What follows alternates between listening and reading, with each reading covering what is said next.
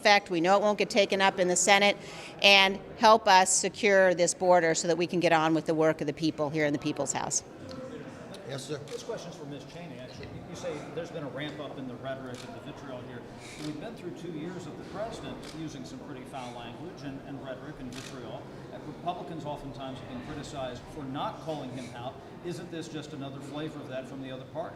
Look, I don't think so. I think if you just look at what we've seen, again, and I'm not going to repeat the allegations because, frankly, I don't want my kids to hear them, but you have seen over the last 24 hours very foul language. I think any comparisons to Hitler, to Nazism are absolutely outrageous. I think suggesting that, you know, we're doing anything here except trying to secure our border, trying to do our work and keep people safe. You know, Speaker Pelosi gave a speech as she took over yesterday, making clear that she wants to herald in a new era into Washington.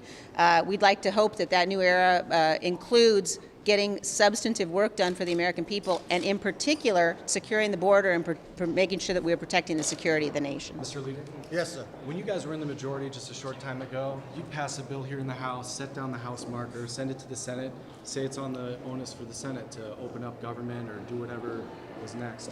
Why is the situation different this time around? Because the bill that the new majority took up, they already knew in the meeting where you had the leader in the Senate said he would not take it up because it would not become law. Even Schumer had said last week, if you look at the quote, that they should not take anything up that the president is not going to sign. So Nancy Pelosi knew this bill would go nowhere.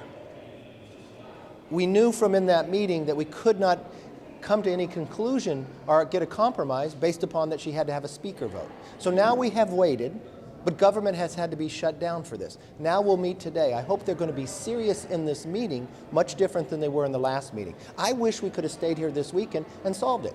Maybe if you didn't want to keep everybody here, but I think we could have stayed here and solved this problem.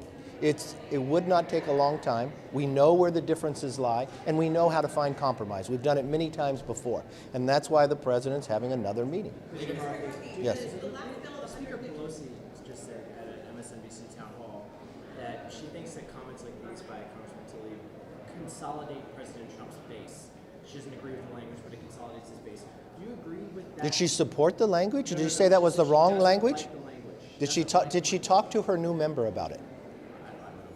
Well, she is the Speaker of the House. She is also the head of the Democratic Party. She has a new freshman incoming individual that uses that type of language, that has a determination of what she's going to do with no facts in the basis. I think this is a role as a leader and the Speaker to have a conversation with this member on whether she approves of this or not. Would you introduce a resolution, Congressman, or some kind of? Do these comments make it harder for you to negotiate with the new House majority? Well, I think these new comments, are the House majority going to be serious about anything? I sat up on the dais, provided the gavel to the new Speaker, talked about ways we could work together, laid out firm core principles that we would not compromise on, and then we see this language going forward. How do you work with anybody if this is what they really have planned? That they go down into a place, that they have a move on, they think others aren't watching it, they're using foul language, they introduce that they just want to impeach the president. Over what basis? We have government shutdown right now. Where are their priorities? We gave them an opportunity to show their priorities, that yes, they're committed to the American people, they'll put the people before politics, and then we'll open government back up, and we'll make sure we're able to secure our borders. No, they voted no. Every single new freshman Democrat that came in just decided to pick politics over the country, and that was wrong. And then we watched a new freshman stand up, use this language, get cheered by their base, and we watched a brand new speaker say nothing to her. That is not the body of what we serve in, and that action should not stand. Somebody should stand up to it. She's the Speaker. That individual serves at her caucus. I would hope if she wouldn't, others in her caucus would. You know what happened in the last Congress when Republicans were in the majority? You know what our freshman class did?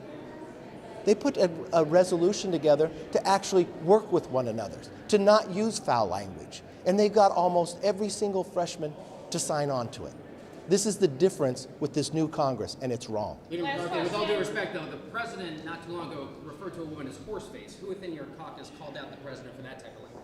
I think a lot of them did in that process. I'll tell you right now, you've watched the action that we took in our House. It's our responsibility. When we were in the majority, we laid out a resolution, and we took it beyond the freshmen that all of us sign it, that we can act in a basis of respect for one another and not use that. This is the first time of where they're going through. They have an opportunity. Let's see what action this new speaker will take, and let's see what action when these freshmen go away, because the first vote they just made was to leave and leave government shut down instead of stay and do your job. That's important. Thank you very much.